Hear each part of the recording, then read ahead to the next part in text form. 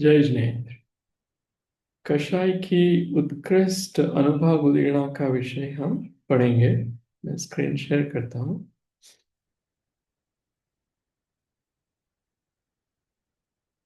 देखिए, जो मोहनी कर्म है उसमें मिथ्यात्व मोहनी कर्म की उदीरना कौन करता है, वो विषय अपन लेंगे। मंगलाचरण से प्रारंभ करते हैं। नमो अरिहंताणं नमो सिद्धाणं नमो आयर्याणं नमो उवचायाणं नमो लोये संवसाहुणम्।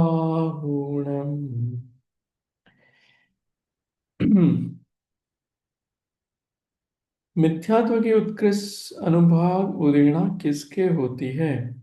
सब पर्याप्तियों से पर्याप्त तथा उत्कृष्ट संक्लेश को प्राप्त हुए संगी मिथ्या दृष्टि के होती है।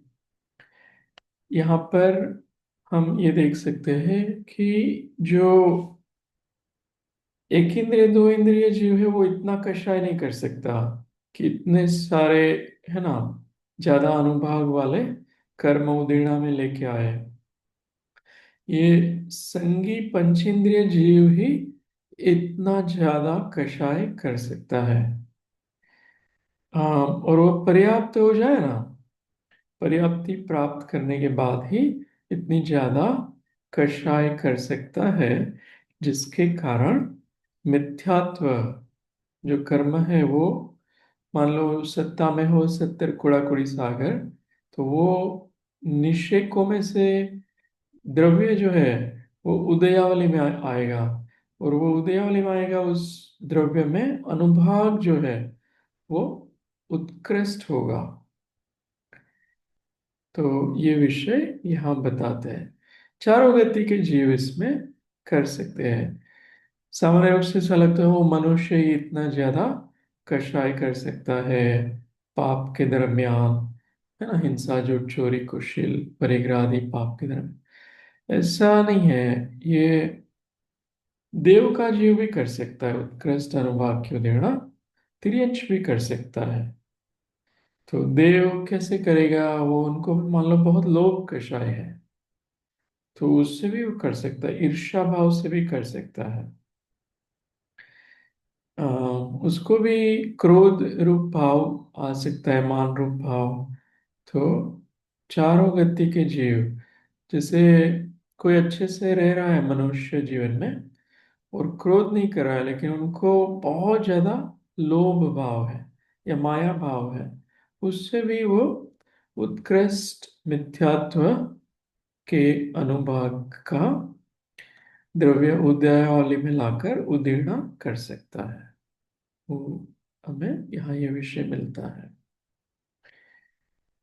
उत्कृष्ट संश्लेष भाव होता है उनका, वो मुख्य कारण बताया है। अगर मंद संश्लेष हो, विशुद्ध परिणाम हो, तो सर्वोत्कृष्ट उदीर्णा नहीं बन सकती। और ऐसा ही 16 कषाय में जानना, जैसे अनंतानुबंधी क्रोध मान माया लोभ है, वो भी जो उत्कृष्ट संश्लेष वाला वाले परिणाम वाला जीव है, वो उस समय उत्कृष्ट अनुभाग की उदीर्णा करेगा। इसी प्रकार 16 कक्षाएं में अनंतानुबंधी अप्रत्याख्यान प्रत्याख्यान और संचलन में जानना। फिर सम्यक्त्व की उत्कृष्ट अनुभाग उदीर्णा किसके होती है? तो इसमें हम विचार कर सकते हैं कि ये जो है वो कोई सम्यक दृष्टि जीव है, वही सम्यक्त्व की उदीर्णा कर पाएगा। मिथ्या दृष्टि तो नहीं करेगा, लेकिन वो सम्यक दृष्टि मिथ्यात्व के सन्मुख है। वो पहले गुण स्थान में गिरने वाला है। उनका श्रद्धांज जो है वो इतना मलिन हो रहा है, सात तत्व नौ पदार्थ आदि के बारे में, आत्मा अनात्मा के वेद विज्ञान के बारे में। ऐसा जो जीव है मिथ्यात्व के सन्मुख, और वो भी अंतिम समयवर्ती है। वो असंयत सम्यक दृष्टि यानी चौथे गुण स्थान वाला और सर्व संक्लेश परिणाम वाला जीव है, उसको सबसे ज्यादा ये उदीर्णा होती है। उसमें सम्यक प्रकृति का अनुभाग उत्कृष्ट होता है। तो ये जीव है, उनको संक्लेश भाव भी है ना, सर्व संक्लेश बताया है, इसलिए वो सबसे ज्यादा सम्यक प्रकृति की उदीर्णा करता है।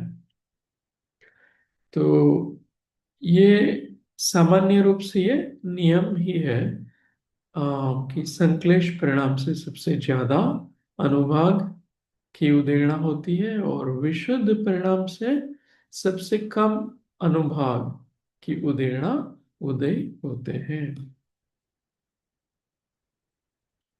ऐसे ही आगे देखें तो सम्यक मिथ्यात्व प्रकृति है, उसकी उदीर्णा किसको होती है? तो ये तीसरे गुण स्थान वाला जीव है, वो मिथ्यात्व के अभिमुख हो रहा है। सर्व संक्लेश परिणाम वाला जीव है वो, सम्यक मिथ्या दृष्टि जीव के होती है, तीसरे गुण स्थान वाले के होती है, वो जो मिथ्यात्व के सन्मुख है, अंतिम समय में ये होती है। स्त्री वेद पुरुष वेद की उत्कृष्ट अनुभाग उदीर्णा उदीर्णा किसके होती है? तो यहाँ पर ये विशेष विषय मिलता है कषाय पहाड़ी जी में से। 8 वर्ष की आयु वाले तथा सर्व संक्लेश परिणाम वाले पंचेंद्रिय तिर्यंच ऊंट के होती है। तो इसमें ऊंट का तिर्यंच का दृष्टांत बताया है कि वो ऊंट है, वो 8 वर्ष का होता है और उनके परिणाम भी बहुत संक्लेश वाले हैं। तब वो स्त्री पुरुष वेद की उत्कृष्ट उदीर्णा कर सकता है, ऊंट हो या ऊंटनी हो, पुरुष या स्त्री वेद की उदीर्णा करेंगे। तो यहाँ पर ये है ना, बताते हैं कि मनुष्य देवगति में आ, उत्कृष्ट उदीर्णा नहीं बताई है, ये दो वेद की, इनकी उदीर्णा मात्र त्रियंच गति में बताई है। तो उनको ही इतना ज्यादा ऐसे संक्लेश परिणाम होते होंगे जो ये वेद कर्म की उदीर्णा कराते हैं। और पूर्व भाव में भी अपन ऐसा चिंतन कर सकते हैं कि बहुत सारा द्रव्य सत्ता में उन्होंने प्राप्त इकट्ठा किया हो, ऐसे परिणाम किया हो। मान लो मनुष्य भाव में कोई बहु विषय भोगी वो जीव रहा हो और बहुत ज्यादा वेद कर्म का आश्रय बंद किया हो, बहुत कषाय किए हो पूर्व भाव में, तो सत्ता में भी इतना द्रव्य है, उसमें से भी उदीर्णा में आएगा। और ये संक्लेश परिणाम से भी अनुभाग जो बन रहा है वो भी फिर उदीर्णा में आएगा। तो इस तरह से उत्कृष्ट उदीर्णा ये ऊंट के जीव की बताई है पुरुष और स्त्री वेद के लिए। नपुंसक वेद अरति शोक भय और जुगुप्सा की उत्कृष्ट अनुभव उदीर्णा किसको होती है? सातवीं पृथ्वी में सबसे अधिक संक्लेश परिणाम वाले जीव के होती है। ये जो नपुंसक वेद है, उनकी उत्कृष्ट उदीर्णा का स्वामी कौन है? सातवीं नरक का नारकी है। और और भी जो अप्रशस्त प्रकृतियां बताई है, अरति शोक भय जुगुप्सा, उनका स्वामी भी सातवीं नरक का नारकी है। वही इतना ज्यादा जो संक्लेश करता है, वो वाला जीव उसमें भी लेंगे। क्रोध मान माया लोभ में से कोई ऐसे बहुत ज्यादा संक्लेश वाले परिणाम हो, और क्योंकि उसके दुख का निदान बोध अन्य कोई स्थान तीन भुवन के भीतर कहीं भी उपलब्ध नहीं है, इतना ज्यादा दुख वहां पर होता है, तो ये सबसे ज्यादा उदेड़ा का कारण बन जाता है। यहाँ पर वो बताया है विषय में।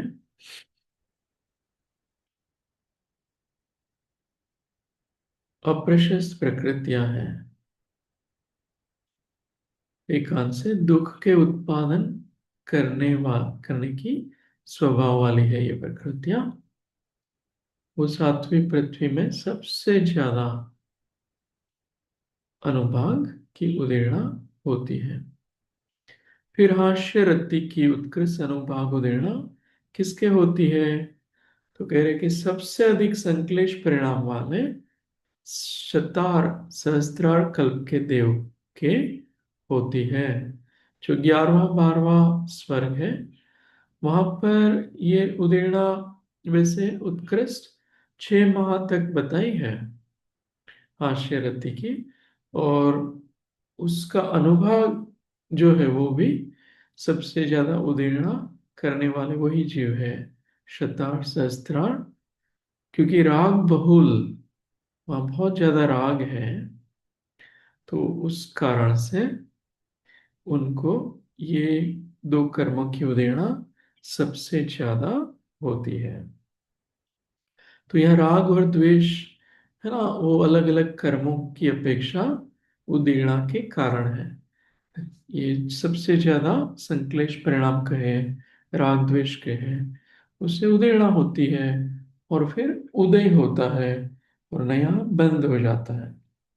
तो इन सब का विचार करें तो पता चलेगा कि ये जो मन वाले जीव है, वही इतना ज्यादा संश्लेष परिणाम कर सकता है।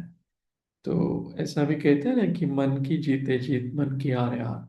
मन ही ले जाए स्वर्ग में, मन ही ले जाए नरक में, मन ही ले जाए मोक्ष में। तो अपना मन कैसा है, अपने परिणाम कैसे हैं, उसके आधार पर देख सकते हैं कि ये उत्कृष्ट उदेड़ा होती है। और यही मन जब बहुत विशुद्ध हो जाए, तो जगन्य उदेड़ा के स्वामी भी वो संगी जीव होते हैं। वो हम अगले वीडियो में देखेंगे। जय जिनेन्द्र।